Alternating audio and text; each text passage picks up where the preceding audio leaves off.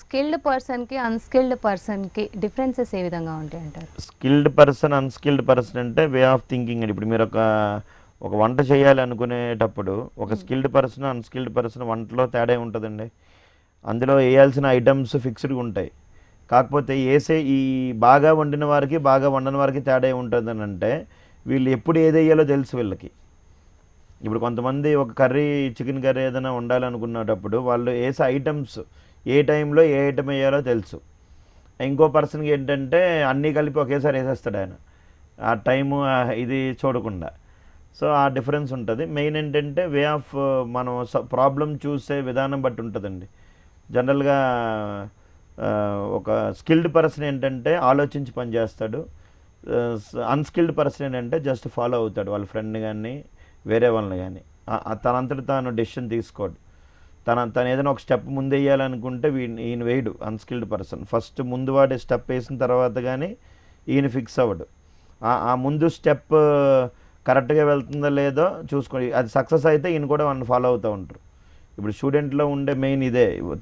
తనకు తను డెసిషన్ తీసుకోలేరు. వాళ్ళ ఫ్రెండ్‌ని అడుగుతాడు. ఫర్ ఎగ్జాంపుల్ ఒక క్లాస్ వింటున్నాను అనుకోండి, ఇద్దరు ముగ్గురు స్టూడెంట్స్.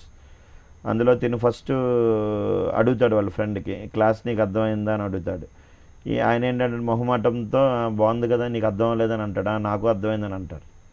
అంటే ఓపెన్ మైండ్తోని ఒక స్కిల్డ్ పర్సన్ అనుకోండి, తన మొహం మీద చెప్పేస్తూ ఉంటాడు.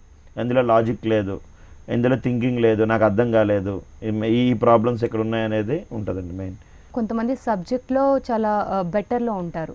కొంతమంది కమ్యూనికేషన్ స్కిల్స్‌లో చాలా బావుంటారు. అవును. అంటే ఒక్కొక్కళ్ళలో ఒక్కొక్క మైనస్ అనేది మస్ట్ అండ్ షుడ్‌గా ఉంటుంది ఇప్పుడు ప్రెజెంట్ స్టూడెంట్స్‌లో. వీటిని ఎలా రెక్టిఫై చేయాలంటారు?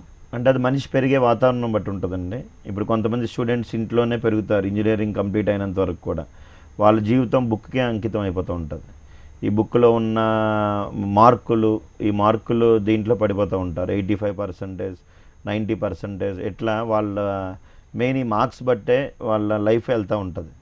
ఇట్లా పేరెంట్స్ కూడా ఏంటంటే ఇట్లా మనం పిల్లల్ని పెంచే కొద్దీ ఏమవుతుందనంటే వాళ్ళు ఒక స్టేజ్కి వచ్చిన తర్వాత వాళ్ళ సమాజంలో గ్రూప్లో బతకడానికి చాలా కష్టపడతారండి.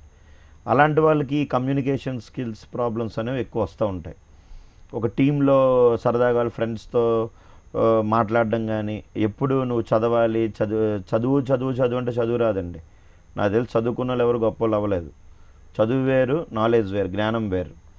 మనిషి జీవితంలో గ్రాడ్యుయేషన్ ఎప్పుడు కొంతమందికి గ్రాడ్యుయేషన్ చేసినప్పుడు గ్రాడ్యుయేషన్ చేయక ముందు చదువుతారు. దానివల్ల వాళ్ళు నాలెడ్జ్ని చాలా మార్కులు వస్తాయి, పర్సంటేజ్ వస్తుంది అంతే. కొంతమంది ఏంటంటే గ్రాడ్యుయేషన్ అయిపోయిన తర్వాత చదవడం మొదలు పెడతారు. వాళ్ళు నాలెడ్జ్ ఓరియంటెడ్ పర్సన్స్ అవుతారండి. అంటే ఈ పర్సంటేజ్లు, ఈ మార్కులు బట్టి మనిషి యొక్క నాలెడ్జ్ని, జ్ఞానాన్ని మనం దాని కొలమానం లేదు మెయిన్. ఈ కమ్యూనికేషన్ స్కిల్స్ ఉన్నవాళ్ళు మెయిన్ ఏంటి అని అంటే గ్రూప్లో ఉంటారు ఎప్పుడు.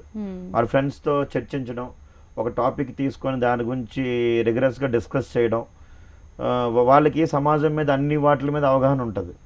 చదువు మీద తప్ప మిగతా విషయాల మీద అవగాహన. క్రికెట్ గురించి తీసుకున్నాను అనుకోండి, క్రికెట్లో ఎవరు బాగా ఆడతారు, ఈ మ్యాచ్ ఎంతమంది ప్లేయర్స్ ఉన్నారు, ఏ గేమ్ అవుతుంది, ఎవరు విన్ అవుతారు, ఈ డిస్కషన్. అట్లా పాలిటిక్స్ తీసుకున్న మాట్లాడతారు వాళ్ళు. అట్లనే సినిమా తీసుకున్న మాట్లాడతారు. అట్లని ఇవన్నీ రేపొద్దున ఇంటర్వ్యూకి వెళ్ళినప్పుడు ఇవన్నీ మిక్స్ చేసుకుని ఏదో రకంగా అక్కడి నుంచి బయటికి వచ్చే స్కిల్స్ ఉంటాయి. కమ్యూనికేషన్ స్కిల్స్ ఉన్న పర్సన్. అది బుక్ నాలెడ్జ్ ఉన్న పర్సన్ ఏంటంటే ఆయనకు ఫస్ట్ స్టేజ్ ఫియర్, ఈ ఫియర్ ఇవన్నీ చాలా ఎక్కువ, ఇంటర్వ్యూ ఫియర్ అవన్నీ చాలా ఎక్కువ ఉంటాయండి. సో అందుకే నేను ఇచ్చే సజెషన్ ఏంటంటే పిల్లల్ని ఎప్పుడు గ్రూప్లో పెంచాలి. వాళ్ళని కూడా మనం అబ్జర్వ్ చేస్తూ ఉండాలి, వాళ్ళు ఏం చేస్తున్న పనులు ఇవన్నీ. బట్ వాళ్ళని కూడా ఫ్రీడంగా పెంచితే వాళ్ళ స్కిల్స్ ఇంప్రూవ్ అవుతాయని నేను అనుకుంటున్నాను. నార్మల్‌గా జాబ్‌కి సంబంధించి స్కిల్స్‌ని ఇంప్రూవ్ చేసుకోవాలంటే స్టూడెంట్స్ చేయాల్సింది ఏంటి? స్టూడెంట్స్ చేయాల్సింది ఏంటంటే ఇప్పుడు ఒక ఇంజనీరింగ్ స్టూడెంట్ మనం తీసుకున్నా, డిగ్రీ స్టూడెంట్స్ తీసుకున్నా, వీళ్ళు జాబ్ చేయాలి అనేది ఎప్పుడు డిసైడ్ అవుతారంటే ఫైనల్ ఇయర్లో డిసైడ్ అవుతారు. ఈ బీటెక్ ఫస్ట్ ఇయర్ నుంచి స్టార్ట్ అయినప్పటి నుంచే వీళ్ళు, నేను ఇప్పుడు బీటెక్ స్టూడెంట్ని, ఫస్ట్ ఇయర్లో నేను ఏం నేర్చుకోవాలి, సెకండ్ ఇయర్లో కొన్ని నేర్చుకోవాలి, థర్డ్ ఇయర్లో కొన్ని నేర్చుకోవాలి, ఇట్లా ఫస్ట్ ఇయర్ నుంచే వాళ్ళు ప్లాన్ చేసుకుంటే కనుక ఫైనల్ ఇయర్కి వచ్చేసరికి వాళ్ళకి జాబ్ తెచ్చుకోవడం అనేది ఈజీ ఉంటుంది. So first of all A student అయినా కానీ, ఇప్పుడు కంప్యూటర్ అనేది మ్యాండేటరీ అయిపోయింది కాబట్టి ఫస్ట్ ఇయర్ బీటెక్లోనే ఏ స్ట్రీమ్ అయినా కానీ వాళ్ళు ఈ ప్రోగ్రామింగ్ లాంగ్వేజ్ అనేది నేర్చుకుంటే యూజ్ ఉంటుంది ఫస్ట్ ఇయర్లోనే. సి లాంగ్వేజ్ కానీ, ఇప్పుడు ఇంటర్నెట్ కూడా అందరికీ అందుబాటులో ఉంది. యూట్యూబ్ ఓపెన్ చేసి సి లాంగ్వేజ్ వీడియోస్ అని కొడితే వస్తాయి. How to improve our logical skills అంటే వస్తాయి. ఇట్లా స్టూడెంట్లో అవగాహన పెరగాలి. డిపెండెన్సీని తగ్గించుకొని సెల్ఫ్ లెర్నింగ్ స్కిల్స్ని పెంచుకోవాలి.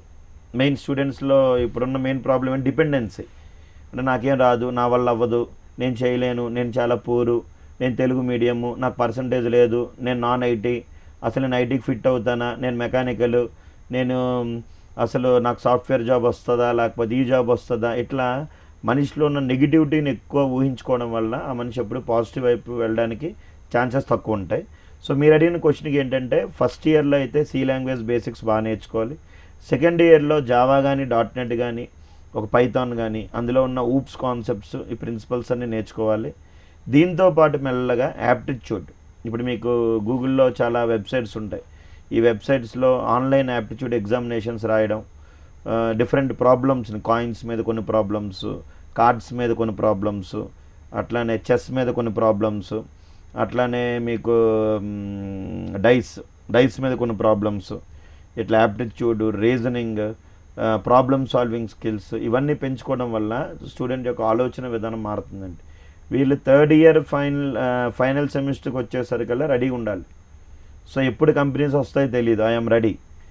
చాలామంది ఏం చేస్తారంటే ఫైనల్ ఇయర్కి వచ్చినప్పుడు అప్పుడు వచ్చిన హాలిడేస్లో ఈ అమీర్పేట వెళ్ళి కోర్సెస్ నేర్చుకోవడం కానీ ఇవన్నీ చేస్తారు. ఓకే, ఫస్ట్ ఇయర్ మీకు పాసిబిలిటీ లేకపోతే మనం ఏం ప్రెజర్ పెట్టలేము.